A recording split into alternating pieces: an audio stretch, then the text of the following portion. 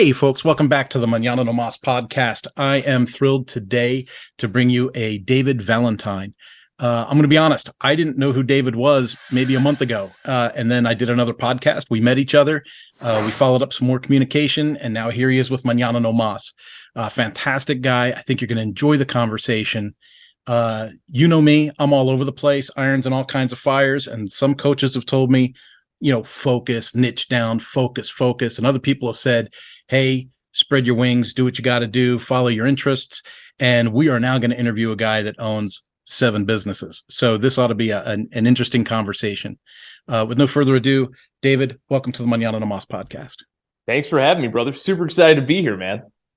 Yeah. If you would, and I don't want to lead too far down the path, but like the story about stress and being 28 and starting business, could you kind of just give us a background so the people that don't know who you are can go, oh, now I get it. This is why Kurt wanted this guy. Yeah, so I started my first grown-up business when I was 25. I had some small businesses when I was a kid, and I've always been entrepreneurial. And, like most business owners, didn't know what I was doing. I was just a really good marketing practitioner and built up this nice little agency. We were doing 7 figures by the time I was 29, so 4 years in. It's a pretty good growth trajectory for how small we were, how young I was.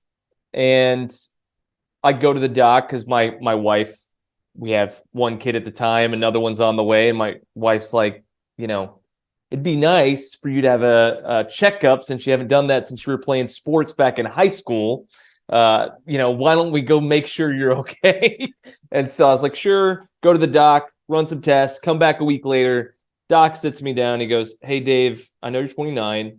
Do you know when you're going to have a heart attack? And I was like, Doc, I don't even understand that question. What are you talking about? He goes, we've tested 4,500 people.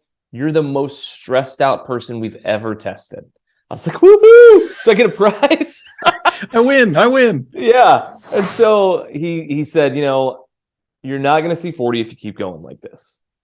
So I had to reflect and figure out new pathways forward. That led me to a lot of different directions.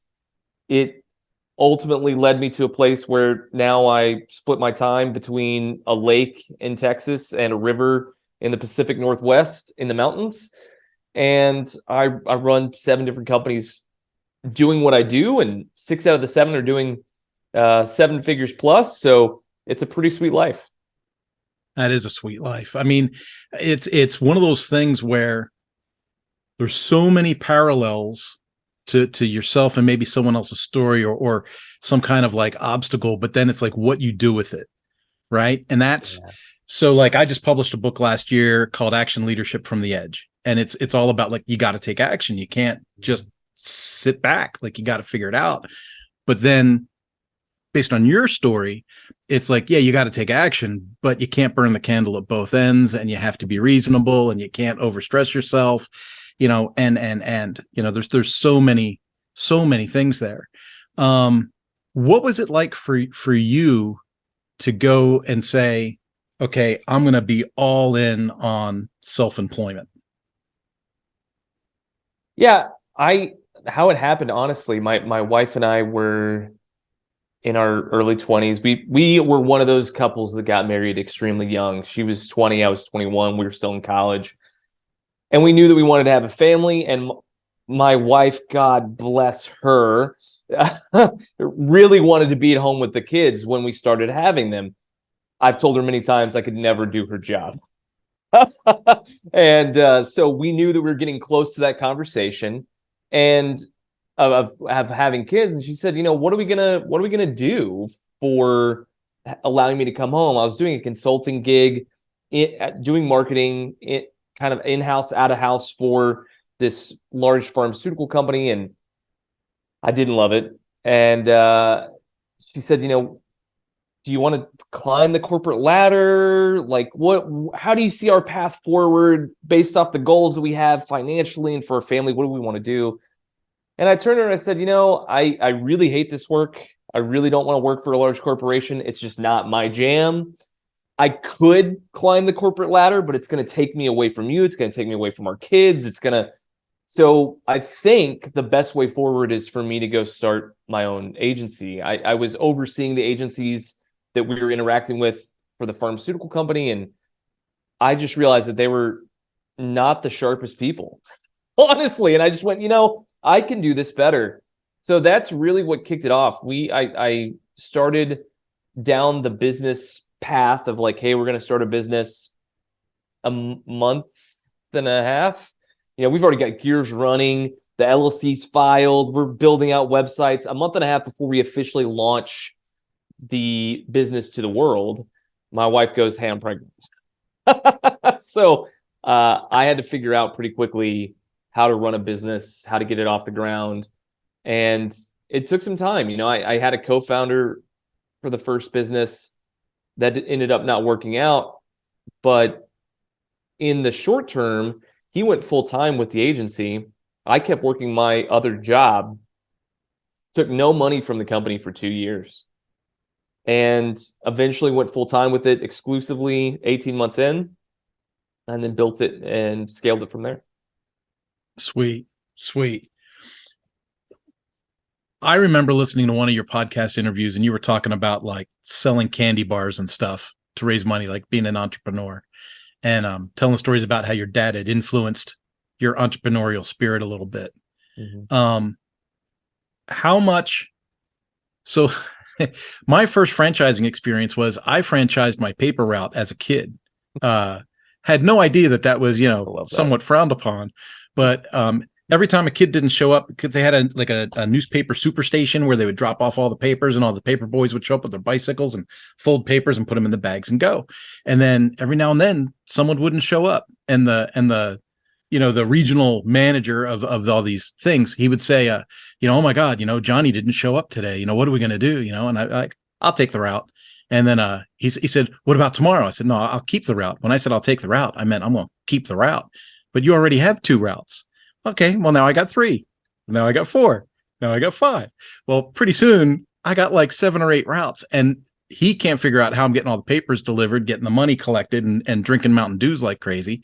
And I had hired a bunch of schoolmates to deliver the papers. So I had all these kids delivering newspapers and spotting them $10 here, $10 there. And then I'd go do the collecting and do the accounting at the end.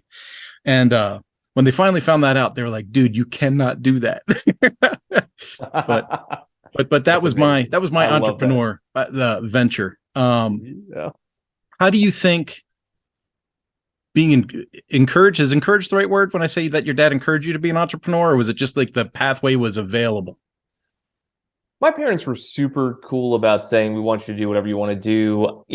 As a kid, I was like, maybe I want to be a sportscaster, like that would be fun to talk about sports all the time. Maybe I want to go be in the Air Force. My dad was an Air Force pilot. There were all sorts of different things that I thought maybe would be interesting.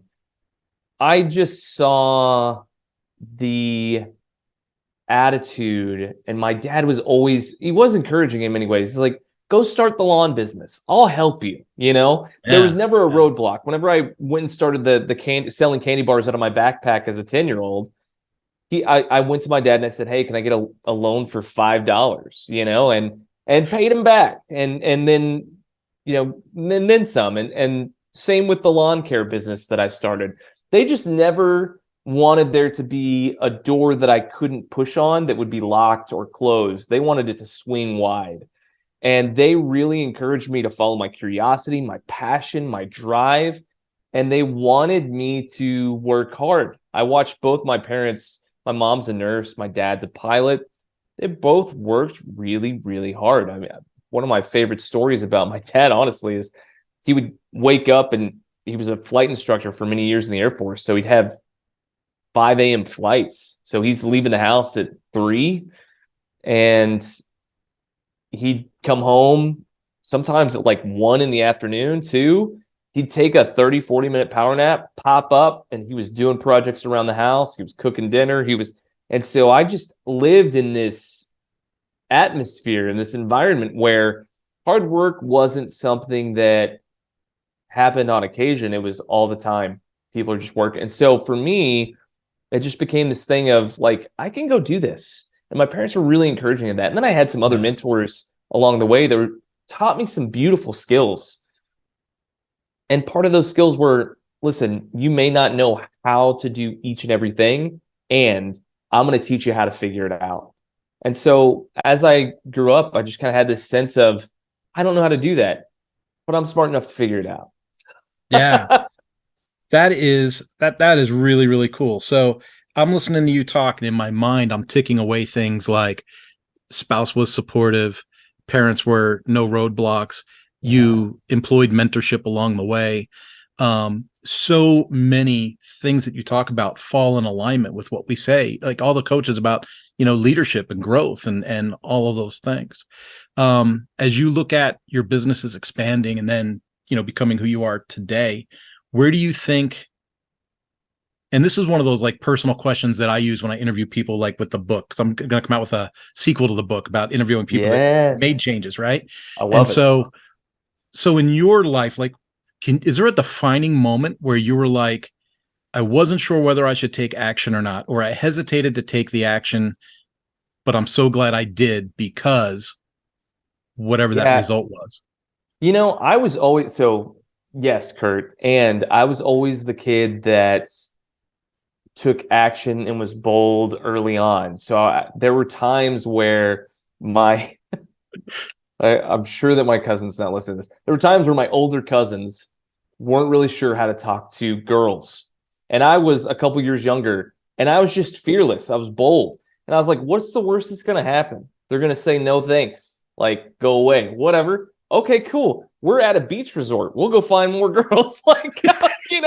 And so I've pretty much almost exclusively been the guy that's like, the Wayne Gretzky thing where it's like, hey, you missed 100% of the shots you don't take. So we might as well just take some shots and see what happens.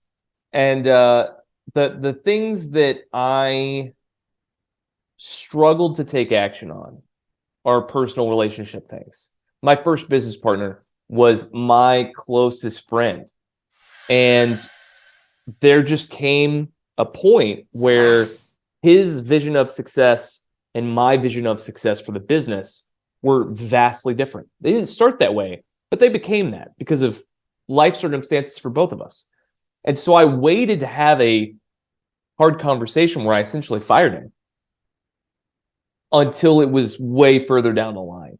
And I knew that I was going to have that conversation for probably a year before I actually worked up the nerve to have it. What happened after I had that convo, though, we 3X'd the business. And I've found that over and over again, Kurt. I'm sure you have too in your life and in your journey. It's the hardest things that when you don't walk around them and avoid them, but you walk right through them, that's what leads to your greatest success. I love that. When Manana no Mas was born, when the concept was born, I was running an agency called Manana Designs and PR, right? Just some dude hanging a tile at a economic development center, helping new businesses. And nobody would ever do their homework. Nobody ever would. I'd say, hey, we'll start your website. I'll see you in 2 weeks. Bring your logo, blah. And they would never show up, right? And so one day I lost it, and I just said, and it was a Hispanic area in Albuquerque, New Mexico. And so I said, man, you cannot keep putting things off. Like, you have to be vested in your own success. I can't make you successful. You have to come to this party willing to succeed. I said, you cannot keep putting off till tomorrow what you could do today. Mañana no más. And the guy that ran the center leans out of his office. He goes, hey, Kurt, that'd be a good name for your business. and that was it. It took 48 hours, man. Registered the new URL, the new name. Beautiful. And I came up with I'm not working on deposits anymore. If customers want to work with me, I'm the guy that's on time and under budget. They got to write checks in advance. If you don't do your homework, you're out of the program, and I'll put someone else in your slot. I love and that. All of that was counterintuitive. My wife was scared to death. My friends were like, no one's going to want to do business with you. And then they said, dude, you're white. You can't call yourself Mañana no Mas. People are going to string you up by your intestines. You can't do what you're doing right now. Yeah. And then the Hispanic Chamber of Commerce asked me to come to their meetings and loved my program. The Economic Development Center kept bringing me new customers, and our business tripled that year. Because the results were good, because people knew if they didn't perform, they weren't going to stay in the program. Right. I love that, man. I love that. Yeah. So when you say that your business grew after making that hard decision, was that like an impetus for you? Was that a catalyst or a catapult? Catapult's maybe a better word. Like at some point you went from being a single business owner to a guy that has a collection of businesses, even if they're related businesses. It's you've grown your portfolio really well.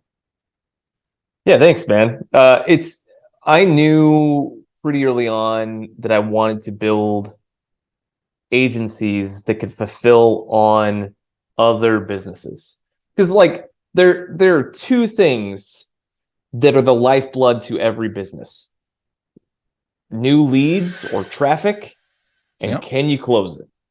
And if you can do those things, it provides you some bandwidth and some cash to be able to go solve the problem. And people kind of push back on that. I've talked to a lot of people who are like, no, you got to focus on operations. You got to focus on the product. I'm like, look, what is Kickstarter? And they're like, what do you mean? I'm like, Kickstarter is a marketing and sales platform exclusively. And what does it do? It buys those people time to go solve their product problem. That's it. That's all Yeah. that it is. Yeah. And I'm not saying that you can show up and provide a service like what you do at Manana no Mas or anything like that, where it's like you're not going to have any value to bring to the table, and you're going to have some value, and you can always make it better with more cash, with more talent. At this point, we have so many staff members across the businesses, and one of our bigger staff, agency accounts or agencies that I own, they have 29 staff members now. They fluctuate a little bit here and there, and they have incredible horsepower, man. Like they have amazing horsepower that if I said, hey guys, we need to go fix this procedure, we need to go fix this process, they would be able to figure something out in a week. There would be a viable, smart process to innovate with. And the reality is, man, I'm only able to do that because we have enough sales, we have enough revenue, we have good marketing. And so it's really the lifeblood to me. And I knew that this is kind of what I wanted to do. I wanted to have a branding agency to be able to perfect the messaging and design the sites and put all that together. So we have that. I wanted to have a PR firm because I knew that PR was such a vital thing to have for any business to help it grow. So we have one. I knew that we needed a lead generation agency. So we have one, and then we're adding on other complementary businesses that all wash each other's hands. The one oddball that we have is the flight school that I own with my brother. But truth be told, that's just pure good old fashioned fun right there, man. I mean, come on. Who doesn't want to own a few planes? It's a great time. Who doesn't want to own a few planes? Do you have a totally unrelated? Do you have an Icon? One of those Icon A5s? No, it's like a little sport plane. Those things are cool. They are cool. We have because we're a flight school, we have very training oriented planes right now. It's nothing sexy. It's like, hey, what's the most fuel efficient that we can get? What's the easiest on maintenance? So we have a fleet of Pipers. But yeah, they're great training planes. I used to work for Continental back in the day, Continental Express. Oh yeah. Man. And then very cool. When I worked at Ducati, my boss at Ducati went to Icon for a while. So I got to go up to Vacaville and tour the factory and see how they were getting built. And there was like this much chance that I might have been working on their training content. So I was really excited about the product. That's cool. And to this day, when I see them, see them out or see one at the lake somewhere, I'm like, that's so freaking cool. Oh, they're awesome. Yeah. Yeah. No, that's cool stuff. Now, when you said leads and closing and then started talking about Kickstarter, earlier we had talked, you and I pre-podcast, and we were talking about going into other industries and stealing or taking things that work from other industries. Mm-hmm. And it's right on the money. Like when I'm working with a client on e-learning material, and they're always in a panic. Oh, my course isn't done yet. That's not done yet. Or I'm not ready to post this course yet. I'm like, you can post the first lesson or two. You can pre-sell that sucker, and you can take 6 months to a year to finish writing that course, because you need, to your point, you need the sales, you need the revenue, you need that energy. And if nothing else, having people that have paid, that have joined your list and are waiting for a product, that's that accountability factor that maybe that's the motivation you needed to get the thing finished in the first place. But there's like so many reasons to step forward and take action on something where you see people hold back. Yeah.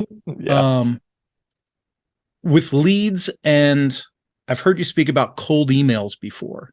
And you talked about the importance of cold emails and leads. But then I was doing some research on you, and I found your what do you call that? The outrageous offer, right? Yeah. How much of that outrageous offer component goes into a cold email sequence, or goes into like how do you scale that messaging and put things in a package that makes sense for people working with you? Yeah, so this is really interesting. So one of my agencies is an outsourced sales development rep agency. What that means is they're booking B2B meetings on our clients' calendars for them to close the sale. Yeah. And they're booking meetings with companies you've never heard of, and they're also booking meetings with some of the biggest companies on the planet. We book meetings with Amazon and Apple and AT&T and Verizon and Intel, and I mean the list goes on. It's a little bit absurd to me at this point, the people that we book meetings with. That being said, the role that outrageous offers play in any kind of outreach that you do, cold or warm, is huge, right? Like, I love to talk about big businesses and what we can learn from them as small business owners. So big businesses, AT&T right now, switch to AT&T. We'll give every single person in your family a brand new iPhone 14. Okay, family of four, that's $4,000 worth of hardware. They're AT&T. They're not in the business of losing money. They're going to make money off that because you're going to get a 2-year agreement. So they're going to charge you $300 a month for 2 years. Well, fast math, that's $7,200. That means they're still making money on you to get you to switch, right? Costco, they're still selling rotisserie chickens for $4.99. Guess what? They came out and they said that they lost $21 million last year on selling rotisserie chickens for $4.99 because the price to make a chicken has gone way, way up. But what do? They put that rotisserie chicken in the very back of the store, right next to the wine, the beer, the prepared food, where all their high margin is. So what is going on with these large businesses is they understand, hey, listen, we need to get people in to make a purchase. Once they're here, we can upsell them. We can put them on a subscription model. We can try and get them to hang out longer based off what we're doing with this offer. And the offer has to make sense, of course. And that's how we get new customers. What's interesting is, Kurt, I hear so often from other people in my agency space in particular, they're like, you got to charge for everything. Can't do consulting for free. Can't try and do a scope of work for free. I'm like, okay, I just want to do whatever's going to help my business grow, right? So yeah. I've done all sorts of deals where I'm like, dude, all of my businesses have outrageous offers. 2 of them will probably make Inc.'s fastest 5,000 growing companies from last year in this year's magazine. They will. I don't know where they'll be in the grand scheme, but they'll be in there. And the thing that's really unique about those is they're using outrageous offers. When we have 108 clients at Avidel, the SDR agency right now. We ran a data dump. The clients that have an outrageous offer book 3.8 times more meetings than the clients that don't.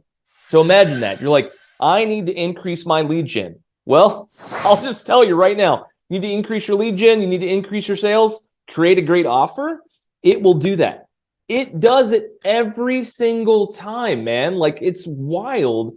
And then I talk to some business owners, or I talk to fewer now. Honestly, my sales teams do. But even when I do talk to some business owners, they're like, I don't want to have an offer because I don't want to be cheap. I'm like, time out. An outrageous offer doesn't make you cheap. It doesn't mean that you're necessarily going to do anything for free. And it means that you can charge more for your service because you're providing a higher value. People, at the end of the day, people and businesses want results. They don't care about the service, right? So if I came to you and I was like, Kurt, I guarantee you give me $10,000, I'll guarantee you that you'll make an extra 10 on that over the next 12 months, or I'll give you the full 10 back. You won't lose a dime, right? You're like, oh, it's a pretty good deal. Double my money, no risk, only reward. If I get 50% back, I'm still happy. Great. Okay, awesome, right? Or whatever. There's all sorts of ways you can do this. If you're a strength and conditioning coach, hey, man, I guarantee you're going to lose 20 pounds in the first 60 days.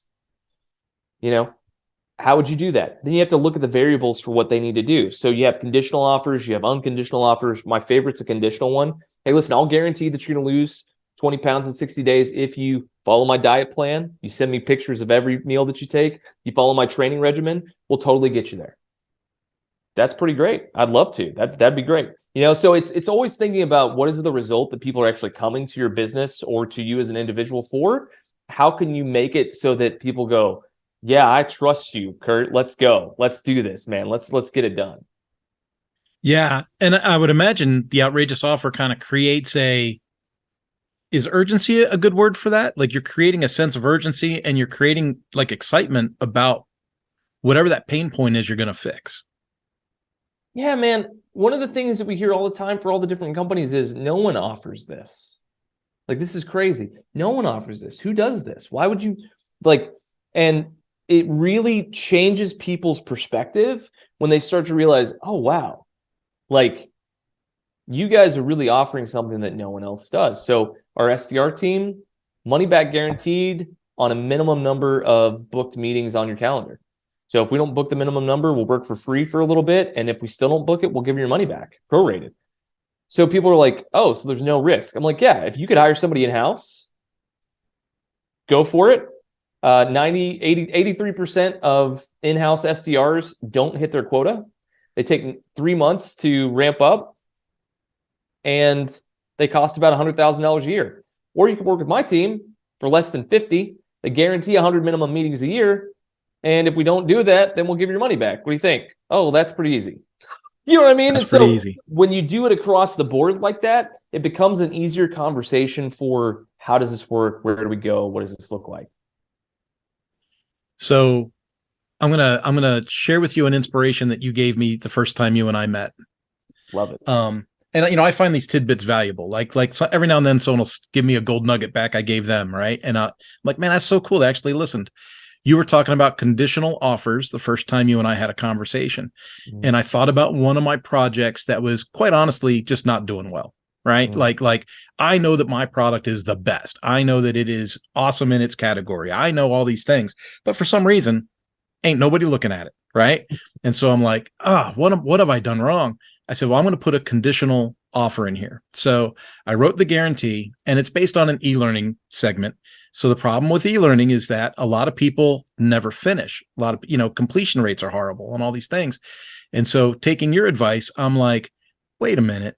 If I charge a dealership $25,000 for consulting and offer to give them their money back on a guarantee if they don't get the results, I don't have anything to lose there, because if the condition is you have to finish the course, you have to have weekly check-ins, you have to submit your homework on time, and it's a year-long subscription.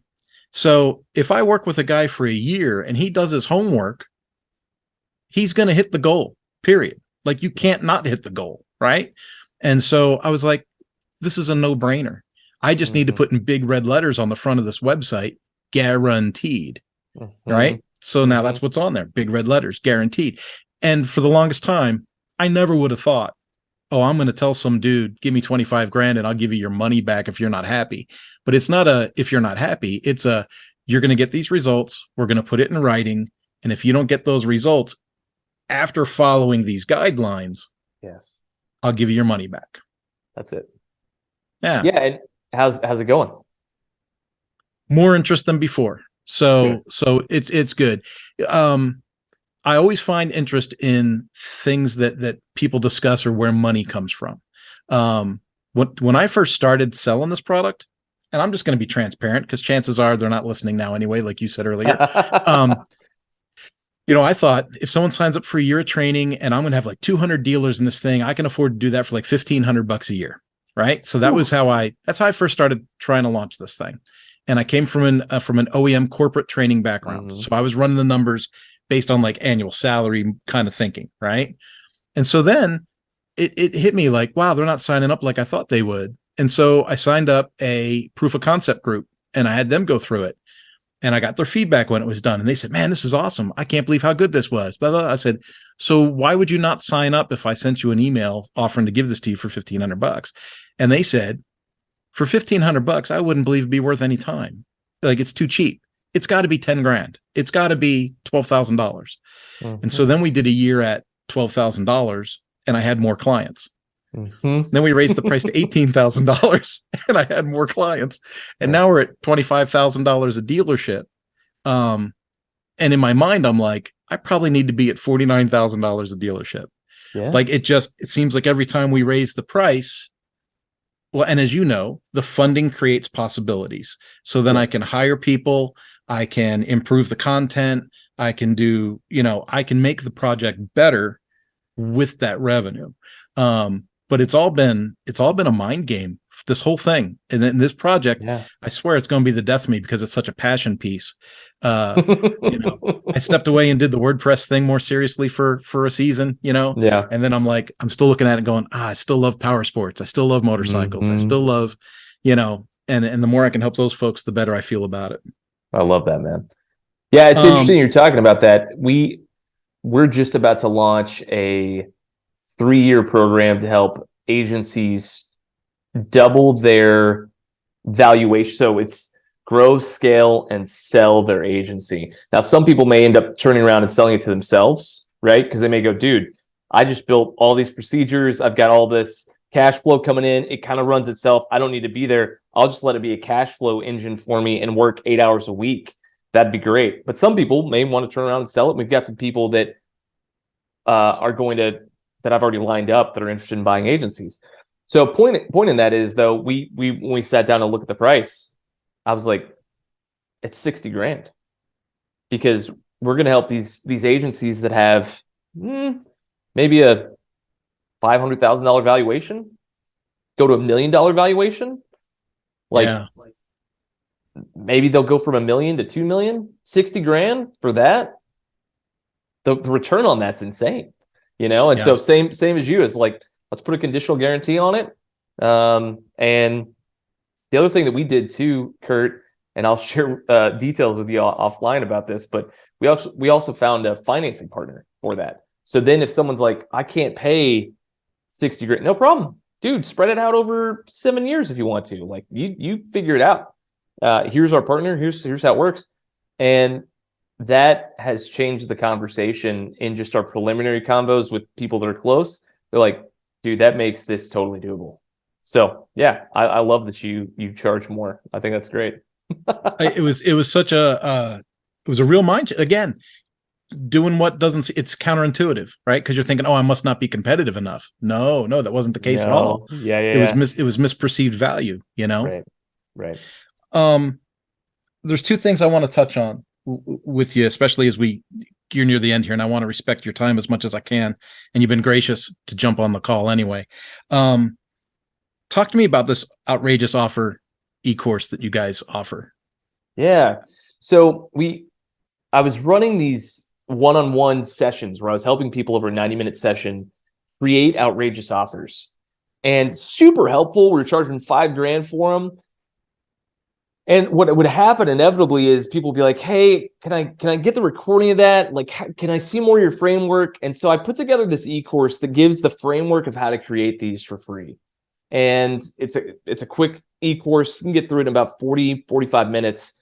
And it will revolutionize your business if you took it and ran with that one nugget, Kurt. You could take a little bit and do something totally different. And I'll just be really honest, like, this is how we run all the businesses that I own, is leveraging these outrageous offers to generate more interest, more sales. It helps across the board. And if you're a person that's like, man, I'm looking to grow and scale, that's a good place for you. If you get that and you're like, okay, cool, I still want some more help, or you're like, I don't want an e-course, I just want to talk to you, Dave. I retooled that same offer of the workshop where it used to be $5,000, I had some people come to me and they're like, that's too rich for me. And I really love helping entrepreneurs and small businesses grow. And so I was like, well, look, here's what we're going to do. Let's do myself and 3 other business owners, entrepreneurs for 90 minutes, $997 a piece. So $1,000 basically. And we'll do the outrageous offer. We'll come up with 1 or 2 offers for you when you attend. You'll also get to see the framework in action for how it works with other people and other businesses and different industries and totally different parts of the country, what have you. And there's a lot of learning that can happen in that group situation. And so it's a lot more accessible. You're still going to walk away with 1 or 2 offers, get to see the framework. The other thing that's great about it, I practice what I preach, Kurt. If you're not satisfied after the session, we give you your money back. So if you're interested in taking advantage of that, you can email me, dave@davevalentine.co. Just mention the name of the podcast in the email headline, and we'll take it from there. You can also, if you're just interested in the free e-course, go to davevalentine.co/OO for outrageous offer, and you can pick that up there. Cool. I will have the link to that in the description of the video for people as well. So those that are used to the podcast know that it goes out to YouTube, then it goes out to Anchor, and then it goes out to like 14 different audio channels and on my website. And I do everything I can to populate these things, but there'll be definitely a way to reach David. That said, David, what's your preferred method of contact if people want to reach you, or how can they find you best or tune in for more from you? Yeah, so I'm very active on all social media platforms. You can find me at RealDVal, RealDVAL for Twitter, Instagram, TikTok. You can also find me on LinkedIn. I'm very active there as well. And you can certainly reach out to me again, dave@davevalentine.co. And that's actually my personal email. I will actually respond to you like a real human. Yeah, I'll actually respond to that, he says. That's good. I just want to go out on a limb and I just want to call it out for what it is. I mean, it was a public post. It wasn't like it was a DM or anything, but I put up that I was open for guests on this podcast, and you said, what kind of guests you're looking for? And I said, well, selfishly, you. And then, but you did the next coolest thing. And it's one of the coolest things I've seen almost anyone do. And it was like, here's 5 recommendations right in your comment string for people you need to connect to and invite to your podcast. It was like, boom, boom, boom, boom. And I was like, how solid and generous is this cat? like, we've had a short conversation on another podcast, and then your generosity kind of blew me away. I was really impressed by that. And I wanted to thank you on air. Oh, thanks. Oh, absolutely. We need more people that are going to just populate the world with goodness and generosity. And it's, it was I appreciate that you appreciated that. It was such a small thing for me to do. It took me 5 minutes to tag people and just say, like, who do I think would be good on Kurt's podcast? And I was hoping, I was like, this could be 2 hours of great content for your audience, 4 or 5 new people for you to listen to, like to interview and get to know. And they're remarkable. The people that I connected you with are remarkable humans that are great entrepreneurs that I know would provide value. And so it's like, yeah, of course, we have to have the mindset. It's such a unique, hardcore group of individuals that say, I want to start a business, that we need to show the honor, respect, and love for each other that should be there for people that are putting it all out on the line. So anytime, brother, anything you ever need, you got that is fantastic. There's a part of me where my heart is kind of being pulled for a certain people group, and that is the reluctant entrepreneur. That's the one that didn't want to get the vaccine and got ejected from their job, or and they're sitting there going, well, now what am I going to do? I'm a 50-year-old whatever person in this industry that's not hiring, that's having layoffs. And I run into an awful lot of people in my day-to-day who never, ever, ever thought that they would have to run their, hang their own tile and be their own business. Right. And so it's a complete mind scatter for them to go, oh my God, what's the next step? Like, I never thought about this. I always had a job. And so I think there's going to be a huge, huge audience for reaching out to some of those folks and just being like, hey, let's get you here's the first step. Here's the second step. Here's the third step, and by by the fourth step, they should be ready to sign up for your lead program. Well, step one, they need to work with you, man. I mean, that's, but yes. See? I like the way you're thinking. Folks, this was Dave Valentine. I encourage you to follow him, reach out for him. He's being generous with you now. Hit him up with an email. And with that, Dave, let's wave goodbye to those guys.